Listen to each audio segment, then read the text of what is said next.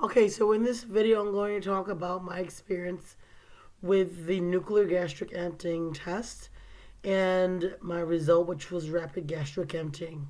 So, in my situation, I will preface and say that I have diffuse systemic sclerosis, also known as scleroderma, and I also have diabetes, and I've had diabetes for a long time. But in my case, I actually had well controlled sugars. I always watched what I ate, I exercised, I took care of myself. So it wasn't like it was wildly bad. It was usually in good parameters. So what happened is with diffuse systemic sclerosis, you can have issues with the gastrointestinal tract. I had a few issues, including nausea, vomiting, not eating full portions of food. It would be something where I noticed that my portions that I could eat were getting smaller and smaller. It would be to the point where sometimes if I ate a little bit too much, I would have cramping, and I sometimes it get really severe. I just didn't feel good. I felt weak, and they gave me my rheumatologist gave me acid suppressant tabs,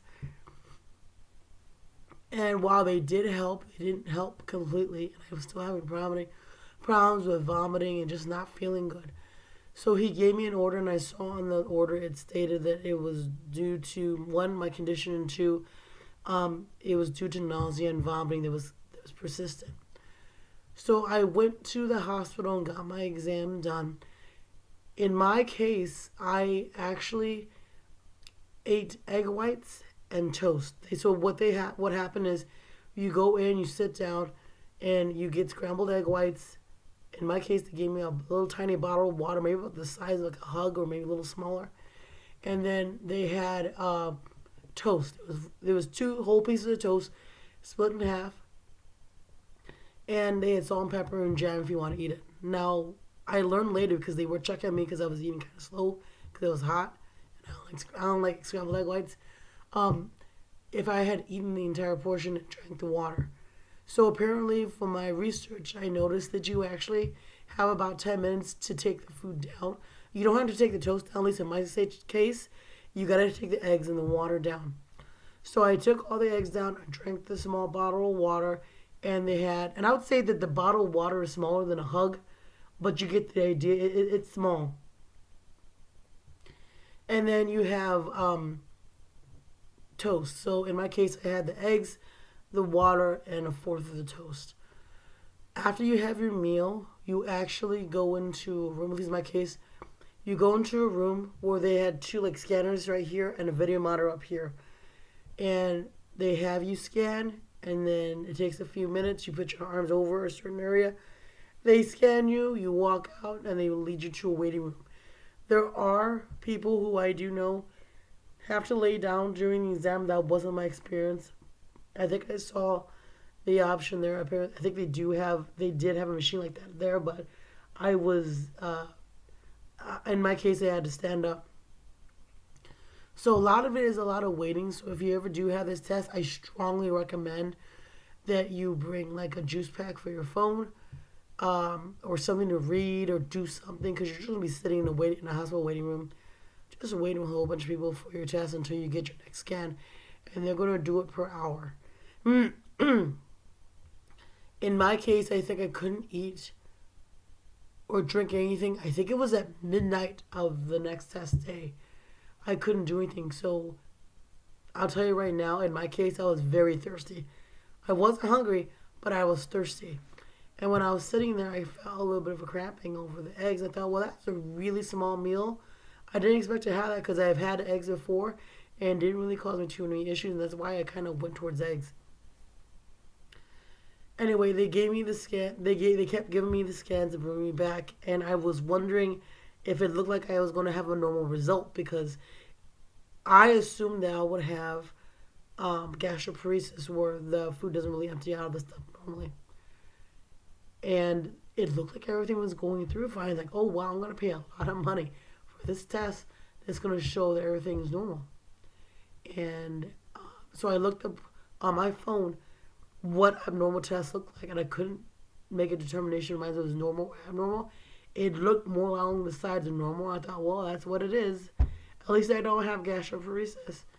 So Eventually, I was, done with my test. I was allowed to go, and I got my results back fairly quickly. I would say it was within about 24 hours. And I was fully expecting normal test results. So there was two things they look for. They look for how I can take liquids and look for how I take solids. When it came to the liquids, I was able to take the liquids fine. There was not a problem. Apparently, you can have a problem with that. When it came to solids, it stated that I had rapid signs of rapid gastric emptying. And what they'll do is they'll, at least in my case, they determine how much you ate. They said I ate a quarter of the toast, I drank all the water, I had all the eggs. I did it within a 10-minute time frame, and I had they had percentages per hour of what my the emptying of the food and the water was from the stomach. So I don't have that on me right now, but it was faster than what should have been normal. I had no idea what rapid gastric emptying was. I wasn't prepared for that. And so I had to do my own research, and it appears that a lot of it is tied to weight loss tests. I'm sorry, weight loss surgeries. This can be a complication. It doesn't really happen by itself all that often. A lot of researchers say weight loss surgery, this is a complication can occur. So now that I've explained that, I'll tell you right now what I do. So I didn't know this, but I was relying on a lot of liquids because I didn't feel comfortable eating a lot of solid foods. That would hurt, especially at work. I got to the point where I was either eating nothing, maybe eating a little bit of candy just to keep my sugar up, or I was drinking water, either protein shakes every so often, or lots of water. And I actually got to the point where I actually do drink a gallon of water a day. Now I know why I was actually drinking so much water. My stomach felt a lot better in that, and I know that water can actually help with sclerosis symptoms. So it's probably a mix of the two. In addition, now that I know that I have this rapid gastric emptying issue, my eating kind of explains itself. What I would do sometimes if I just want to, have something, what I like eating are potatoes. I put a small amount in a cup, and it used to be maybe to like a fourth or a third of it. This is what I would eat for a meal. And there'd be times where I would actually regurgitate the potatoes. And I seriously thought I had gastroparesis, but that wasn't the case. But that happened in my situation. Now that I know what's going on, in order to prevent myself from overeating and trying to eat more than what I can and getting an issue later on, because you're going to have symptoms prior. You can have symptoms early, early gastric symptoms, and you can have late gastric symptoms. And I think I've experienced both. So in order to prevent there being an issue, I now eat. Well, I was always eating small meals every so often. Like a meal for me is like a snack for someone else. Like I can eat maybe 2 little wedges or pieces of cheese with a tiny bag of chips. That would be my meal. So this is multiple times a day that I would do this. Honestly, what I usually do since I'm at work is I'll eat maybe like one of the small little crackers with cheese or a small bag of chips once or twice, but I really rely on liquids and my waters for that. And then when I get back home, what I'll do is I'll eat a bigger meal. So if there's any issues that do occur, if I start going into pain or there's something that happens like a cramp, I'm at home and I'm going to go to sleep so I can bypass a lot of that stuff. This is what I do now. So I have like little toddler bowls for like little kids, where this is what I measure to eat and this is what I eat from. Here's another plate. So usually all my food would go into this little square. And that's to prevent a lot of issues with overeating, not realizing it, and then getting to problems later.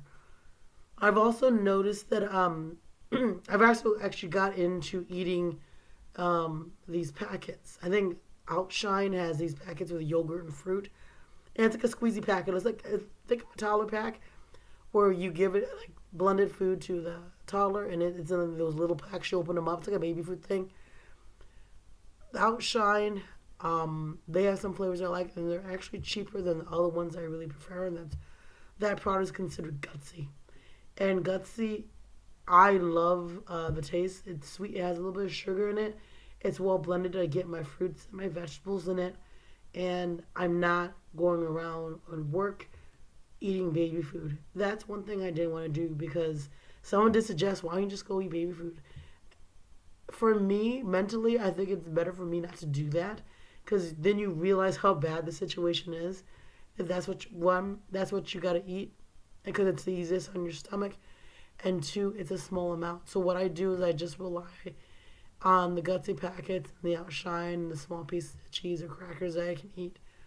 Um, but that's what happened with me.